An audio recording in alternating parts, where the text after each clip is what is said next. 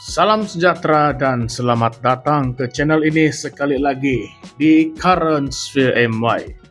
Hari ini, pada video kali ini, saya ataupun kami di Currents VMY ingin mengupas satu isu yang mungkin ramai pandang ringan, tetapi sebenarnya cukup penting dan boleh beri kesan besar kepada masa depan Sabah.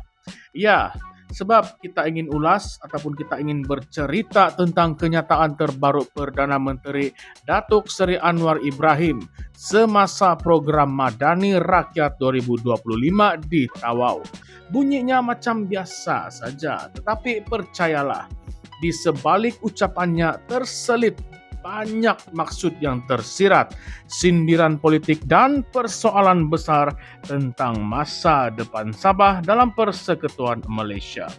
Mari kita cerita atau mari kita ulaskan santai-santai tetapi dengan tajam. Baru-baru ini di tengah ribuan rakyat Sabah yang hadir di dataran Majlis Perbandaran Tawau, Anwar Ibrahim sekali lagi menegaskan bahawa kerjasama erat antara Kerajaan Persekutuan dan Kerajaan Negeri Sabah adalah satu-satunya jalan untuk membawa pembangunan dan memperjuangkan kebajikan rakyat. Katanya beliau sendiri akan berusaha sehabis baik untuk menjadikan aspirasi ini satu realiti, tetapi dalam nada yang lembut dan bersahaja. Terselit satu sindiran pedas kepada beberapa pemimpin yang katanya suka main politik perpecahan. Macam biasalah, bila sudah tidak ada kuasa, mula main isu Sabah dianaktirikan, hak-hak yang terancam dan Islam dipinggirkan. Macam-macam sentimen kita dengar, macam-macam retorik serta naratif yang dilontarkan kepada rakyat. Tidak kiralah, di mana-mana pun menghadapi situasi yang sama, bukan sahaja di Sabah. Perdana Menteri Anwar Ibrahim berkata, kalau kita betul-betul sayangkan negara, sayangkan negeri kita kena bersatu. Tidak guna kalau kita pilih pemimpin yang suka melagak-lagakkan rakyat. Bila sudah kalah, barulah ingin memainkan isu kaum, agama dan juga wilayah. Katanya sambil diperhatikan Ketua Menteri Sabah, Datuk Seri Haji Jinor, yang turut hadir bersama barisan menteri lain seperti Datuk Iwan Benedik, Mat Sabu, Armizan Muhammad Ali dan Chang Lih Kang. Nampaknya ucapan Anwar bukan sekadar ucapan Perdana Menteri biasa, tetapi lebih kepada satu mesej keras kepada mereka yang masih berpegang pada politik lama, yaitu politik pecah dan perintah. Tetapi kita sebagai rakyat Sabah ataupun rakyat Malaysia secara umumnya, kita kena tanya juga, kenapa selama ini selepas lebih 60 tahun Sabah menyertai Malaysia, baru sekarang kita mahu bercakap pasal kerjasama erat? Apakah sebelum ini tidak cukup erat atau memang tidak ada kerjasama langsung? Ramai yang kata ini hanyalah retorik semata-mata, ucapan bersulam janji yang mungkin senang dilupakan bila pilihan raya pun akan lepas. Kalau kita tengok balik fakta yang lebih besar, isu-isu asas di Sabah masih lagi sama. Air tidak cukup, elektrik kerap terputus, sekolah yang daif, jalan berlubang-lubang macam di bulan, hospital pun kekurangan dokter dan juga kekurangan tenaga kerja yang lain, fasiliti-fasiliti ataupun peralatan-peralatan yang sepatutnya ada di hospital tetapi tidak cukup. Anwar mengakui perkara ini. Katanya memang belum cukup lagi usaha yang dibuat oleh Kerajaan Madani. Tetapi dia juga ada sebut banyak masalah ini adalah warisan daripada pentadbiran lepas. Dan memang dia tidak salah bila dia berkata begitu. Sebab memang betul, projek besar seperti Pan Borneo Highway di Sabah contohnya yang tertangguh bertahun-tahun. Di Sarawak sudah hampir siap, tapi di Sabah masih lagi banyak yang tergendala. Pada tahun 2022, Menteri Kerja Raya Alexander Nantalinggi sendiri sahkan bahawa 15 daripada 35 pakej kerja Pan Borneo Sabah masih belum dimulakan ketika itu. Sebabnya kenapa?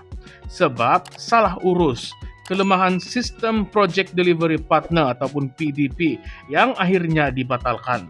Jadi sekarang bila Anwar berkata, teruskan saja, kita harap kali ini tidak ada lagi alasan-alasan seperti yang lalulah. Dan tapi itu baru satu isu. Masalah bekalan elektrik pula masih lagi menghantui Sabah, terutamanya di kawasan pantai timur. Sabah Electricity sendiri sudah beberapa kali mengumumkan bahwa Sabah alami defisit tenaga sejak 2021 lagi. Setiap kali musim panas ataupun musim perayaan, blackout memang sudah jadi perkara yang biasa. Masalah air? Nah, di tempat-tempat seperti Pitas, Nabawan, dan juga Beluran, lebih 30% penduduk tidak ada bekalan air bersih secara konsisten. Apa sudah jadi dengan semua janji-janji besar sebelum ini? Dan kita juga tidak boleh lupa kenyataan-kenyataan dari pemimpin Sabah yang lain. Datuk Seri Shafie Apdal misalnya berulang kali menekankan pentingnya Sabah diberi kuasa autonomi sebenar, bukanlah hanya janji manis di atas kertas.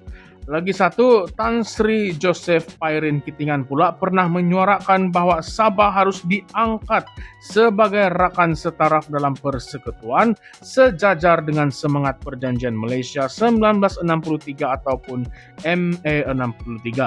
Tetapi sampailah hari ini, berapa banyak tuntutan MA63 yang betul-betul dilaksanakan?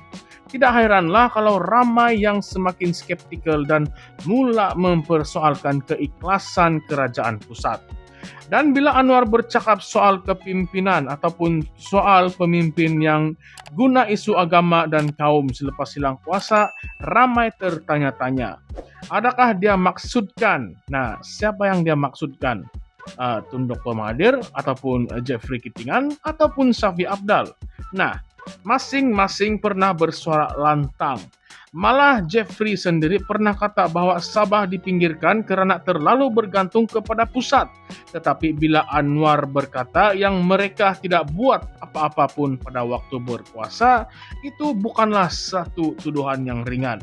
Itu adalah cabaran yang terbuka. Soalnya, beranikah pemimpin-pemimpin ini tampil dan jawab secara terbuka?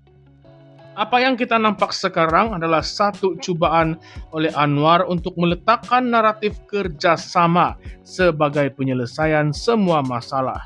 Tetapi dalam masa yang sama ada juga tanda-tanda bahwa kerjasama ini hanya berlaku jika negeri akur dan tidak banyak bersuara.